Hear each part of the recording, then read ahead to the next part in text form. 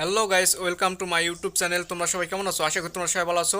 তোমাদের মাঝে আর একটা নতুন ব্লগ ভিডিও নিয়ে চলে আসলাম। আশা করি অনেক ভালো লাগবে তোমাদেরকে গাইস। বিকেলবেলা আমি ভিডিওটা শুরু করেছি, অনেক ভালো লাগবে।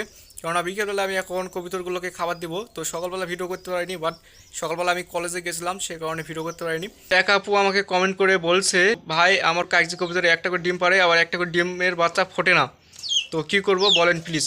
তো আসলে আমি আর কি ডাক্তার না, আমি আর কি কবুতর পালি। তো তারপরেও আমার কবুতর পালার মানে অভিজ্ঞতা থেকে আমি আইডিয়া তোমাকে দিচ্ছি আপু। তোমার কবুতর যদি ঘিরার মধ্যে যদি পালো বা সাইডে যদি পালো, সাইডে পারলে এই জিনিসটা লাগবে না। আর যদি ঘিরার মধ্যে যদি পালো তাহলে অবশ্যই গিটে তোমার হচ্ছে যে কবুতরের ঘাটতি আছে, তো অবশ্যই গিট কিনে খাওয়াবে। এবং যদি সাইডে পালো তাহলে অবশ্যই জিঙ্ক বা জিসভেট নামে একটা ফাইল আছে, তো এই ওষুধটা খাওয়াবে। তাহলে দেখবে যে তোমার কবুতরের যে ডিম একটা করে পারে, তো ডিম একটা করে পারবে না এবং দুইটা করে পারবে। দেখবে তোমাদের কবুতর হচ্ছে যে কী বলে এটা, বাচ্চাটা ফুটে যাবে ঠিকঠাক। তো এই হচ্ছে ব্যাপার। আমার কাগজি কবুতর বাচ্চা অলরেডি ফুটে গেছে, তোমরা তো দেখছোই। বাট একটাই সমস্যা, কালার হচ্ছে যে মানে দুইটা কালার হয়েছে, তো এটা একটা সমস্যা। তাছাড়া আমার কাগজি কবুতরের বাচ্চা ফুটে গেছে। আমার কাগজি কবুতর না, প্রত্যেকটা কবুতরের ডিম বাচ্চা ভালোই দেয়, তো অনেক ভালো লাগে। তো তোমাদের ক্ষেত্রে এই জিনিসটা হয়, এই যে বললাম তো, এই মানে এই সমস্যাটার কারণে তোমাদের কবিতার হয়তো বা ঘিরের মধ্যে থাকলে গ্রিটের সমস্যা, মানে গ্রিটের ঘাটতি আছে। আর যদি সাইডে যদি পালো তাহলে অবশ্যই এই মানে এই ভিটামিনের সমস্যা আছে। জিঙ্ক বা জিস, এই দুইটা ফাইলের মধ্যে যে কোনো একটা ফাইল খাবে, দেখবে যে ডিম আর কি ভালো ভালো মানে ডিম আর কি পারে এবং বাচ্চাও মানে ফুটবে। আর একটু খাবারটা একটু ভালো দিবে, তাহলে দেখবে যে ঠিকঠাক সবই ঠিক আছে, সমস্যা নেই। তো আমার ব্যক্তিগত থেকে আমি বললাম, মানে ডাক্তারের সঙ্গে থেকে আর কি পরামর্শ নিবে, পরামর্শ নিয়ে আর কি কোনটা ওষুধ ভালো হয় সেটা খাওয়াবে। তোমরা আজ থেকে কমেন্ট করতে পারো, সমস্যা নাই। সব কমেন্টের আমি রিপ্লাই দেওয়ার চেষ্টা করব, অবশ্যই কমেন্ট করতে পারো। তো কমেন্টের জায়গায় রিপ্লাই দেওয়ার হচ্ছে একটু সমস্যা হয়, সব কমেন্ট তো আর কি রিপ্লাই দেওয়া যায় না। তো আমি ভিডিওর মাঝে আর বলবো আর কি কমেন্টের রিপ্লাই দেবো, অবশ্যই তোমরা কমেন্ট করবে। তোমরা মানে সাইটে দেখতে পাচ্ছ কমেন্ট করছে এক সাবিনা বেগম আপু। তোমরা কমেন্ট করতে পারো, সমস্যা নাই। মানে কে কে কমেন্ট করতে পারো সমস্যা না, আমি প্রত্যেকটা কমেন্টের রিপ্লাই দেওয়ার চেষ্টা করব, অবশ্যই কমেন্ট করতে পারো, সমস্যা নেই। আর এখন গাইজ তোমাদেরকে দেখাবো হচ্ছে যে কবুতরের বাচ্চাগুলো কীরকম আছে, তো আমিও দেখিনি, তো এখন দেখবো আর তোমাদেরকেও দেখাবো। এই যে গাইস, মই নিয়ে চলে আসছি, এখন আমি ওঠার পর দেখিচ্ছি এবং তোমাদেরকেও দেখাচ্ছি। তো প্রতিদিন আমি আর কি লক্ষ্য রাখি বাচ্চাগুলো কেমন মানে আছে, তো সব কিছু লক্ষ্য রাখা ভালো। মানে প্রত্যেক দিনে প্রায় দেখি, একটু হলেও দেখি প্রতিদিন প্রায়। তো এই হচ্ছে বিষয় গাইস। তো সময় পাচ্ছি না, বিকেলবেলা দেখিচ্ছি আর বিকেলবেলা ভিডিওটা করিচ্ছি। তো এই যে গাইস, এখানে বাচ্চাগুলো ছিল, বাট আমি এখানে আর রাখিনি।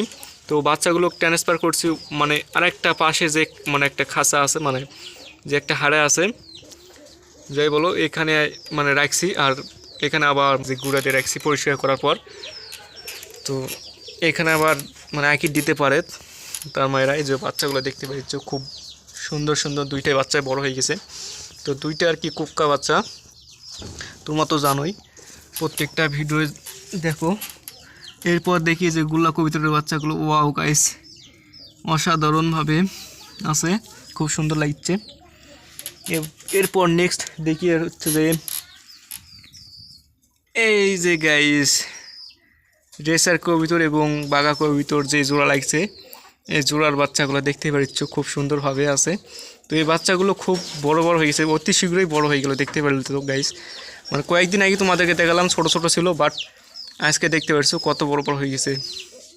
তো একটু খাবারের আইটেমটা একটু বাড়িয়ে দিছি, মানে আর কি ভালো ভালো এই শীতকালীনের গাইস, সে ভালো ভালো খাবারটা দিচ্ছে আর কি। তো আমার কবিতর হচ্ছে উড়ানকি কবিতর, গ্রিট আমি খোয়াই না, গ্রিটের কোনো প্রয়োজন পড়ে না, ঘাটতি পড়ে না। তো বাইর থেকে হচ্ছে যে আঁকির মাটি এগুলো খাই গ্রিট আমাদের হচ্ছে যে পরিপূর্ণ করে ফেলে। তো খাবারটা দিতে হবে, খাবারটা একটু ভালো ভালো দিতে হবে। আর সামনে আসছে সরিষার সিজন, সরিষায় খাওয়াবে আর কি। তো দেখতে পাচ্ছ গাইজ, বাচ্চাগুলো খুব সুন্দরভাবে আছে। তো এরপর গাইজ তোমাদেরকে দেখাবো, মানে ওই দিন মানে কালকে যে ভিডিওটা করছিলাম, তো কালকে ভিডিওতে তোমরা দেখছিলে কি বাচ্চার মুখ ফুটছিল। তো আজকে দেখি গাইস কি অবস্থা। উঠ উঠ উঠ।